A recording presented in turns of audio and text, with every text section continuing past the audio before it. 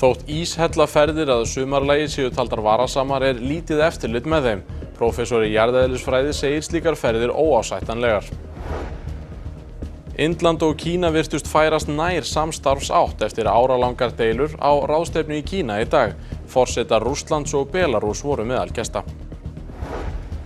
Formaður Vinstri grænna segir flokkinn enn eiga erindi þrátt fyrir að hafa dottið út á þingi.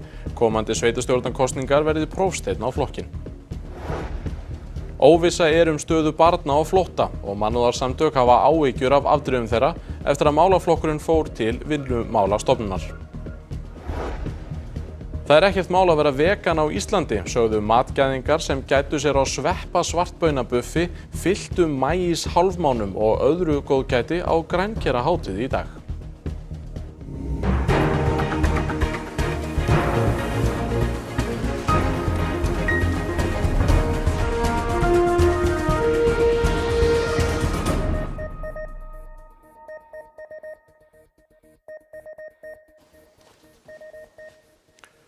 Gott kvöld. Við erum seinna á ferðinni í kvöld vegna leiks Íslands og Póllands á EM karla í körfubolta. Honum lauk með tapi Íslands. En við byrjum á þessu. Það óásættanlegt að farið sé í náttúrulega íshella á sumrin, segir prófessor í jarðeðlisfræði við Háskóla Íslands. Ferðaþjónustufyrirtæki sjá sjálfum að meta öryggi í hellunum. Ár síðan banaslys varð í íshellaferð á Breiðamerkurjökli. Samkvæmt áhættumati fyrir Vatnajökulsþjóðgarð frá 2017 ekki talið óhætt að fara inn í íshella frá maí og fram í október.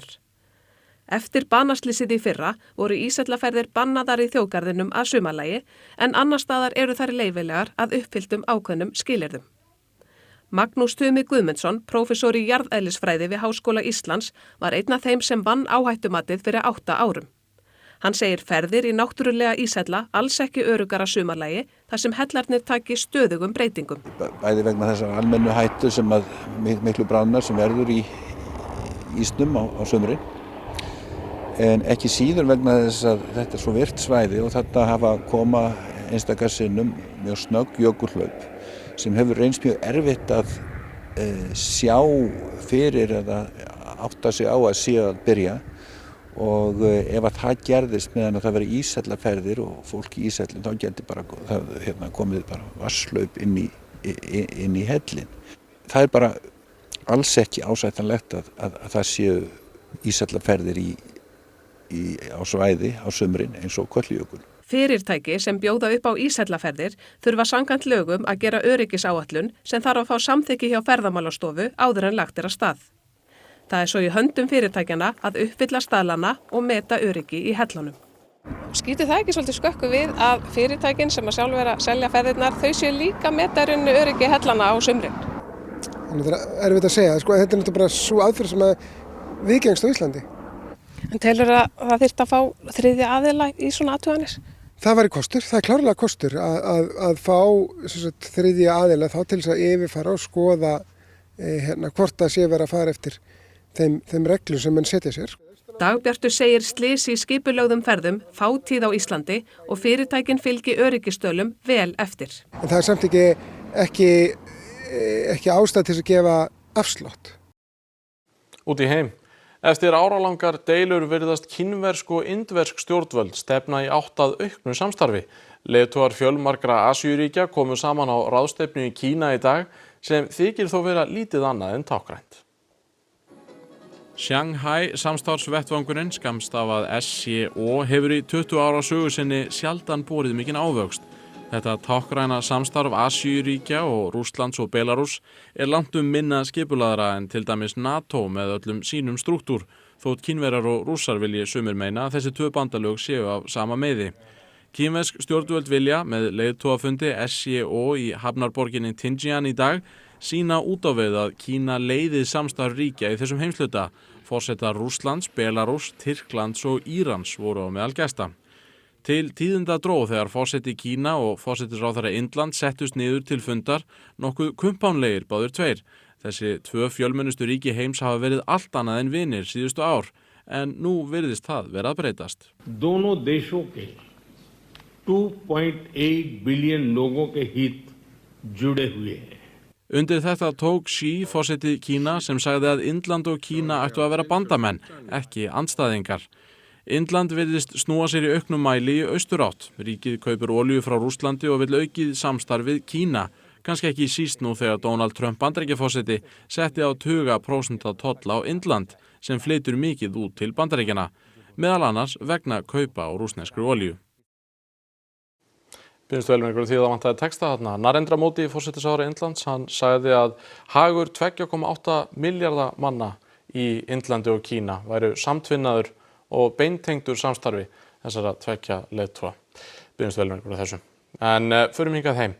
20 starfsmönnum flugfélagsins Play hefur verið sagt upp. Upplýsingafulltrúi félagsins staðfestir að til uppsagna hafi komið fyrir mánaðamót og takið til starfsmanna í flestum deildum.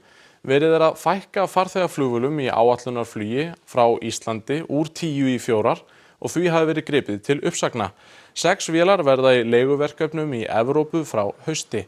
Starfsemi fyrirtækisins í Litáen og á Möltu verður efld og dregið verður úr starfsemi hér á landi. Í dag eru 10 ár síðan Angela Merkel, þáverandi kanslari Þýskalands, lét fleyg orð falla og bauð hælisleitendur frá Miðausturlöndum velkomna og fólk streymdi að, Þjóðverjum ýmist til ánægju eða ama og uppspruttu bæði fjölmenningarleg samfélög og harðlínu stjórnmálaöfl. Wir schaffen das. Wir schaffen das und Wir schaffen das. Við getum þetta.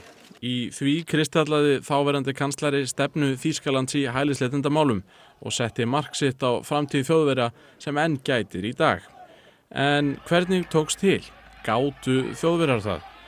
1,2 milljónir manna sóttu hæli í Þýskalandi árin 2015 og 16, langflestir frá stríðshrjáðum löndum, Sýrlandi, Írak og Afganistan. Ekkert ríki Evrópusambandsins hefur tekið við fleiri hælisleitendum. Vel innan við milljón þeirra eru orðnir þýskir ríkisborgarar og þýsku kunnáttu þykir ábótavant. Ríflega helmingur sem sóttu hæli fyrir áratug sagðist hafa fengið hlýjar móttökur, en 7 árum síðar sýndu kannanir að hlutfallið hafði lækkað til muna. Eftir innrás Rússa í Úkraínu 2022 kom svo önnur bylgja og í dag hafa á 4 milljón manna sest að í Þýskalandi. Minni hluti Þjóðverjar vildi árið 2015 taka við færri hælisleitendum. Það hefur þó breyst og í dag vilja 68% Þjóðverja ekki taka við fleirum. Það helst í hendur við fylgisaukningu harðlínu hægriflokksins Alternativ für Deutschland, AfD, sem breyttist á 10 árum úr smáflokki í ráðandi afl í þýskum stjórnmálum.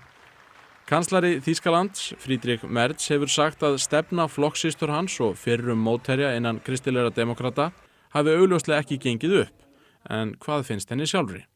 Und jetzt waren die Optionen ja, nehmen wir sie auf oder versuchen wir etwas, was meiner Meinung nach auch gar nicht geklappt hätte, sie vielleicht mit Wasserwerfern oder gewaltmäßig wegzudrängen und das wäre überhaupt keine Möglichkeit für mich gewesen. Dazu hätte ich mich nie bereit erklärt. Eiríkur Bergmann, prófessor í stjórnmálafræði, velkomin. Þessi stefna Merkels, hvaða áhrif hafði hún eiginlega á Þjóðverja og bara þýsk stjórnmál sömuleiðis? Þetta var náttúrulega bara algjör ögur stund í bara sögu Evrópu. Það höfðu öll lönd hann í kring nánast klosslokað. Það var gríðarlegur straumur á stuttum tíma út úr Sýrlandi og það stóðu eiginlega bara 2 lönd opin. Það var annars vegar Þýskaland og hins vegar Svíþjóð. Og Merkel leit svo á að svona sagan stæði þannig upp á Þjóðverja, bara í ljósi seinni heimsstyrjaldarinnar og þess áttar að nú væri komið að Þjóðverjum að sýna mátt sinn og megin og taka þá við þessu fólki. Og sagan hefur svona dæmt þetta með misjöfnum hætti. Þetta vandræðin voru þau að það fóru allir til Þýskalands, þannig að þetta var svo óbáslega margt fólk sem þarna kom. Og það hefur bara reynst töluvert stór biti að laga þetta fólk inn í samfélagið, koma því í vinnu og svo framvegis. Og síðan hafa náttúrulega mörgum fundist þetta bara hafa verið allt og mikið álag, breytt Þýskalandi og mikið og þetta var þetta til þess að valkostur fyrir Þýskaland náði miklu flugi og þetta skilgreindi algjörlega líka tíð Angelu Merkel. Þannig að það svona menn líta á þetta misjöfnum augum. En nú 10 ár síðan, það mikið vatn runnið til sjávar síðan. Eru Vesturlönd að verða tortrygnar í garð hælisleitenda og hvað segir það samfélag okkar á Vesturlöndum? Já, það alveg kristalskýrt að svona andúð í garð aðkomu fólks hælisleitenda sérstaklega hefur aukist mjög mikið, en það fer svona allt eftir hvaðan þeir koma. Því að sko við stöldrum núna við þessa tíð í Sýrlandi og það talin þessi stóra mikla stund, bara hrein söguhvörf í rauninni í stjórnmálum Evrópu. En það eru fleiri sem hafa komið, fleiri flóttamenn sem kom út úr Úkraínu heldur en sko frá Sýrlandi og Þjóðverjar hafa tekið við jafnmörgum sko Úkrænumönnum og þeir tóku við frá Sýrlandi og önnur Evrópuríki hafa tekið við þeim, þannig að það ekki sko fjöldi manna á flótta sem að virðist ráða viðhorfum kannski öllu heldur hvaðan þeir koma. Og það líka sko, þetta menningarlegt mál, það ásýndarmunur á flóttafólki frá Mið-Austurlöndum annars vegar og Úkraínu hins vegar og það ræður auðvitað bara mjög miklu þetta, þannig að já, þessi svona nativismi, upprunahyggja, hún ræður auðvitað miklu afstöðuna til flóttamanna en ekki endilega tala þeirra. Eiríkur Bergmann, þakka kærlega fyrir að koma og ræða þetta við okkur. Við ætlum að halda okkur í pólitíkinni en fara hingað heim því það hugur í Vinstri grænum fyrir sveitarstjórnarkosningar í vor, segir formaður flokksins. Hún segir samstarf við aðra vinstri flokka velkomin til greina en engar formlegar viðræður séu þó hafnar. Kæru félagar, kæru vinir, ég held að við finnum öll að eitthvað að breytast. Svona hófst ræða formanns VG á flokksráðsfundi sem haldinn var í Borgarnesi í dag. Það voru 100 fulltrúar alls staðar að af landinu og komandi sveitarstjórnarkosningar voru á dagskrá. Við erum hér eftir sem hingað til algjörlega klára því að við eigum fullt erindi og fyrir fundinum liggur raunar tillaga sem það að hvetja svæðisfélögin til að undirbúa kosningar í nafni VG eða með öðrum. Eru þið í einhverju samtali við aðra flokka? Fólk mikið að tala saman nú stundir og ég verð mikið við það að fólk að tala saman í grasrótum flokkana og það hefur ekki tekið á sig neina formlega mynd. En það mikilvægt að kjósendur hafi valkostin á kjörseðlinum að geta kosið til vinstri og geta kosið grænt. Þú sagðir í ræðunni að sveitarstjórnarkosningarnar væru nokkurs konar prófsteinn á VG. Hvernig þá? Já, það bara skiptir mjög miklu máli. Núna staða okkar þannig að við erum utan þings og við finnum fyrir því. Fari svo að kjósendur séu ekki samanlaukur að þið erindi VG þá fyrir bí? Við ætlum ekki að stilla okkur einu sinni inn á þá spurningu núna. En áherslur ykkar á stefnumál, höfðu þið ekki til kjósenda að síðustu alþingiskosningum? Erum við að fara að sjá áherslubreytingar? Erum við að fara að sjá nýtt VG fyrir komandi sveitarstjórnarkosningar? VG alltaf nýtt. 49 milljónir barna voru á flótta í heiminum undir lok síðasta árs. Flest frá Súdan, Myanmar, Gaza, Kongó og Afganistan. Það þreföldun frá árinu 2010. Ástæðan meðal annars aukin átök og minni framlög ríkja til þróunarsamvinnu og neyðaraðstoðar. Ísland hefur fundið fyrir þessari fjölgun því 2500 börn á flótta hafa fengið hér dvalarleyfi síðustu 8 ár. Hadia frá Kabul í Afganistan. Hún veit hvernig það að vera barn á flótta því hún flúði Afganistan ásamt fjölskyldu sinni þegar talibanar náðu völdum. Það var erfitt að yfirgefa heimili sitt í óvissu framtíðina. Og pappi minn hringdi mamma mín að talibanirnir kemur til Afganistan og taka yfirveldið landi.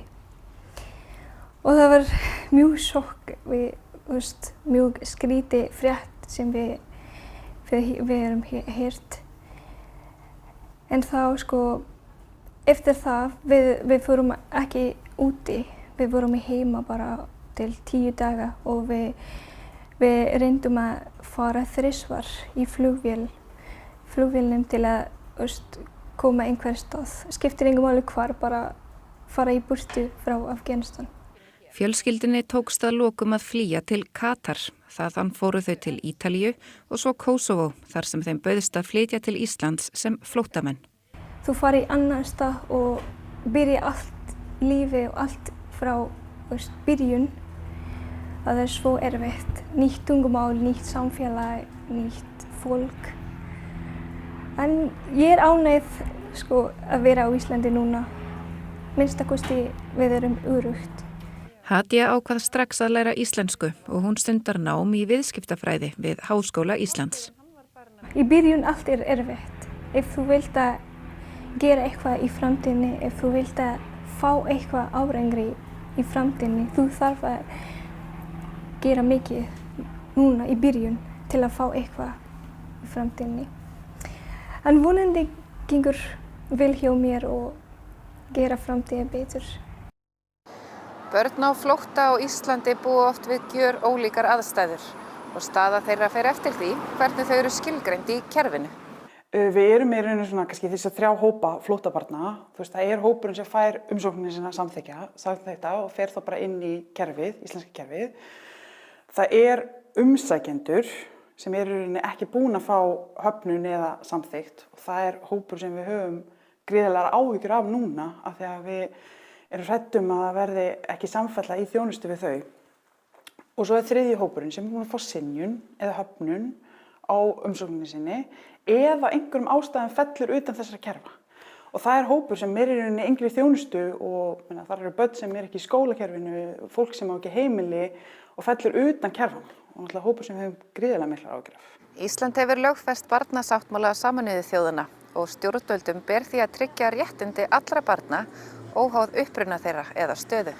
Og mannréttindi þeirra eru að fá velferðarþjónustu, heilbrigðisþjónustu og menntun og að tryggja öryggi þeirra. Þannig að í öllum ákvörðunum stjórnvalda þá þurfa þau alltaf að horfa til þessa, að horfa til áhrifana á börn og reyna að koma í veg fyrir að þau verði fyrir einhvers konar mannréttindabrotum og tryggja að þau fái þjónustuna sem þau þurfa til þess að lifa af og þroskast. Félagsmálaráðuneytið hyggst breyta móttöku flóttafólks. Samningar við sveitarfélög þjónustu við flóttafólk voru ekki endurnýjaðir og Vinnumálastofnun á að sjá móttöku og þjónustu. Mannúðarsamtök efast getu stofnunarinnar til að mæta þörfum barna sem koma úr erfiðum aðstæðum. Fyrst og fremst vegna þess að sveitarfélögin hafa alla innviði til þess að hugsa vel börn og styðja þau í gegnum þetta ferli sem getur verið mjög langt, þetta ferli að sækja alþjóðlega vernd á Íslandi. Og það þarf að hugsa ásæðlega vel þessu börn á meðan þau eru hérna og okkur ber skylda til þess. En Vinnumálastofnun stofnun, hún ekki sveitarfélag og hefur ekki sama aðgengi að þessum innviðum, þessari hjálp við að taka á móti fólki. Hvað myndirðu vilja sjá að stjórnvöld myndi gera núna? Stjórnvöld verða að virða barnasáttmálann. Við verðum að tryggja að öll börn hafi aðgang að skóla, að heilbrigðisþjónustu, að heimilum, að leik, að þau verði hluta íslensku samfélagi. Óháð því hvaða stöðu þau hafa og að það sé tryggð samfella í þjónustu við þau. Sólin lék við gesti og gangandi á Tórsplani í Hafnarfirði í dag á árlegri veganhátíð sem fer að sögn skipuleggjanda stækkandi með hverju árinu.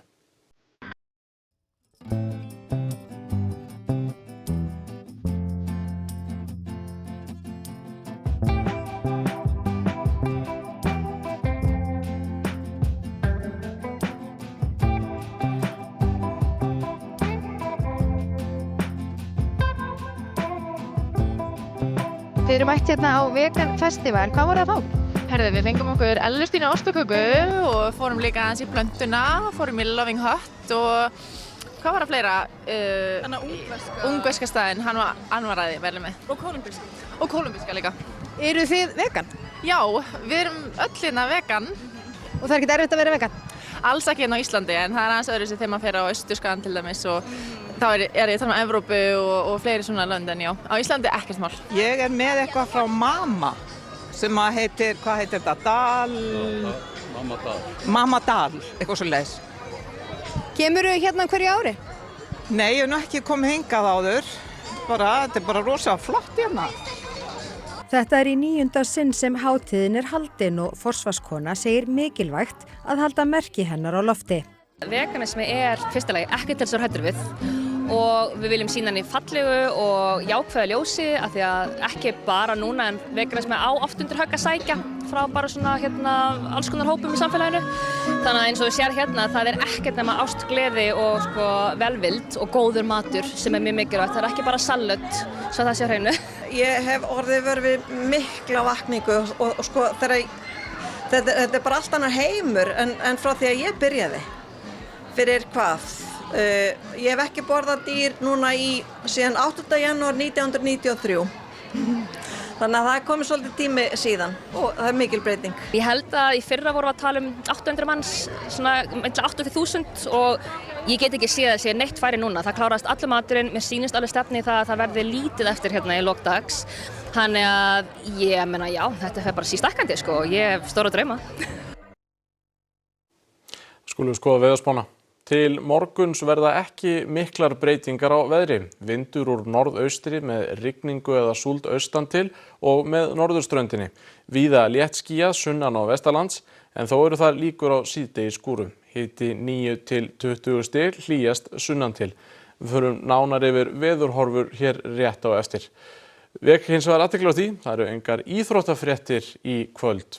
Umfjöllun íþróttir má finna á vefnum okkar rúv.is. Þá skulum við rifja upp helstu atriði þessa fréttatíma. Þótt íshellarferðir að sumarlagi séu taldar varasamar lítið eftirlit með þeim. Prófessor í jarðeðlisfræði segir slíkar ferðir óásættanlegar.